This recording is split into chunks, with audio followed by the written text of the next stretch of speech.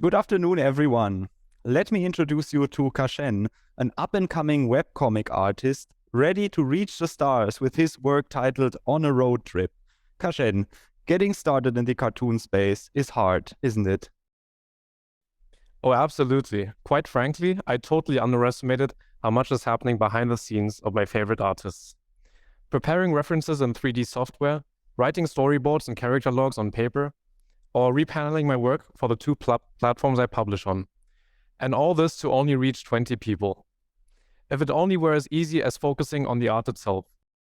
Well, you're not alone with these feelings, and in fact, even though more and more webcomics are getting their own movie or show adaptations, the industry as a whole is in a downward spiral.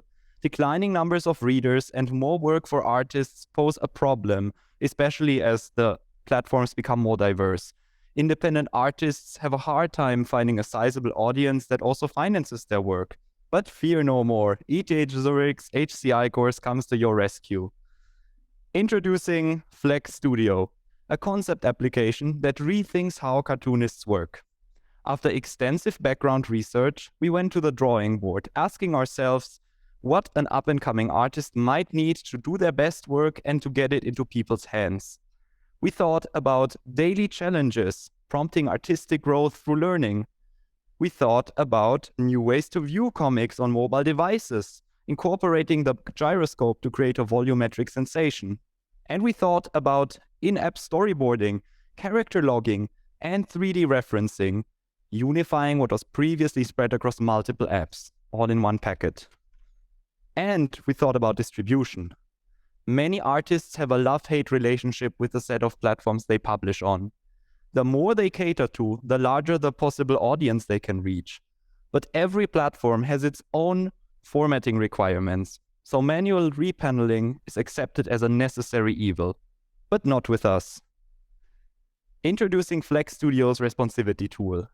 Instead of focusing on full-page layouts, artists develop one panel at a time, letting their imagination run free while hinting to the system how their drawings should be positioned at a wide range of aspect ratios. Our auto-paneling technology uses this information to export single-panel, print, and full-page versions of their work tailored to each platform, alleviating the need for heavy manual composition work and thereby increasing the reach of their art. At least that's the plan. In our A/B test, we have explored how setting layout constraints can work intuitively.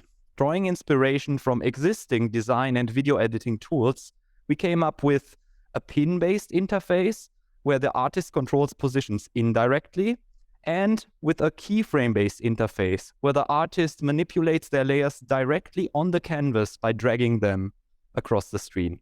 Here's Tim with an in-depth look. To the first Responsivity editor prototype, our indirect pin menu. The artist selects the layer they want to be automatically positioned when they resize the panel. Then they can choose between 9 pin locations.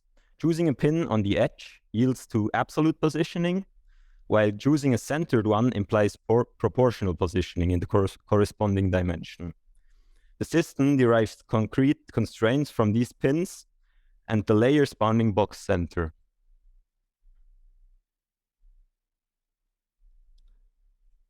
The direct variant works quite differently. At any aspect ratio, the artist can select and directly drag layers to their desired position, implicitly setting keyframes in the process. Flex Studio linearly interpolates the position of every layer between the keyframes with respect to the currently set aspect progression. Here, the corner sheet informs the artist about the set keyframes and expose control for toggling and jumping between the keyframes. In both interface variants, artists resize the panel directly by dragging a frame outlet across the screen. In the bottom right corner sheet, they can see and unset the constraints for each layer. Having thought about both interfaces,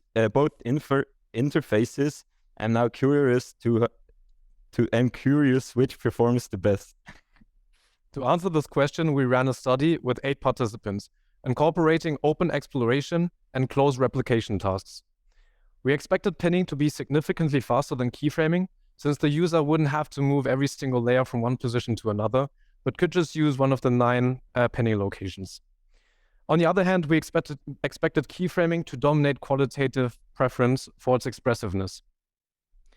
Surprisingly, we found no statistically significant evidence that one performs better than the other when it comes to task completion time, number of gestures, perceived complexity, or the NASA TLX score.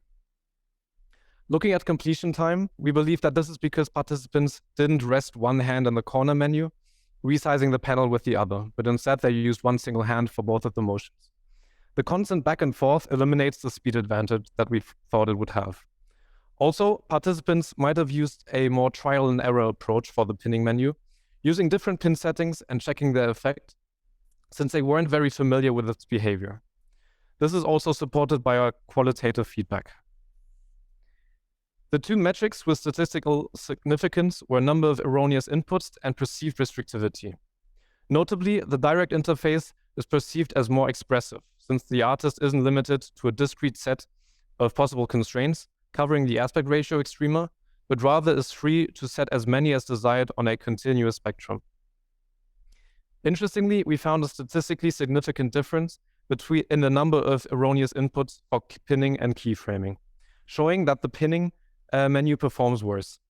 However, most erroneous inputs happen around the frame outlet and not the pin menu itself, indicating that they might stem from resizing attempts.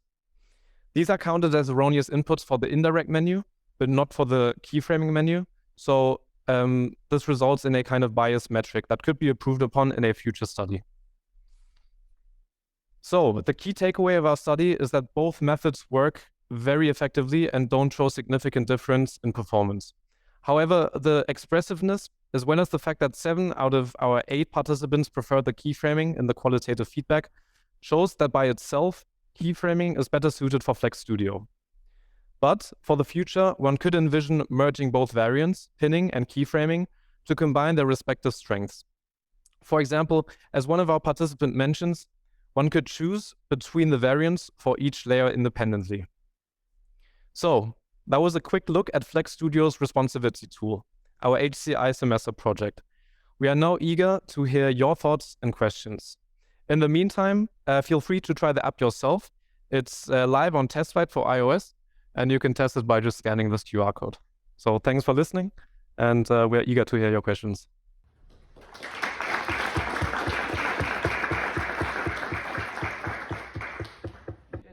Okay, so at the moment it's linearly interpolated. You probably mean that you can like change the curve, which is not supported, but of course that's also something you could envision for a future study or like a future implementation. The second question was if we use a parallax effect in our implementation, but no, the parallax effect was just for the mid-fi prototype and we didn't continue that idea. The question was, how did we identify erroneous inputs in our study? And if you want to have an in-depth look at that, maybe take a look at the paper. But to put it in a nutshell, what we're doing is every single gesture recognizer that has something to do with our responsivity interface pushes log messages into the console.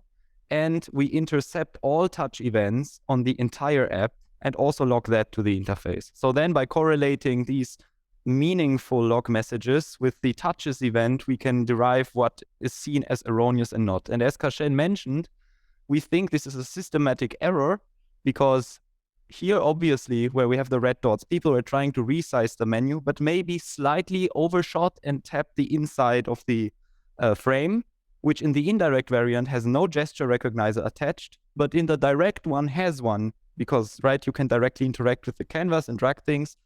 So this is why we think even though we were able to show statistical significance, the way that we set this up maybe was suboptimal. Okay. Very impressive prototype and cool presentation. Thank you. Okay, let's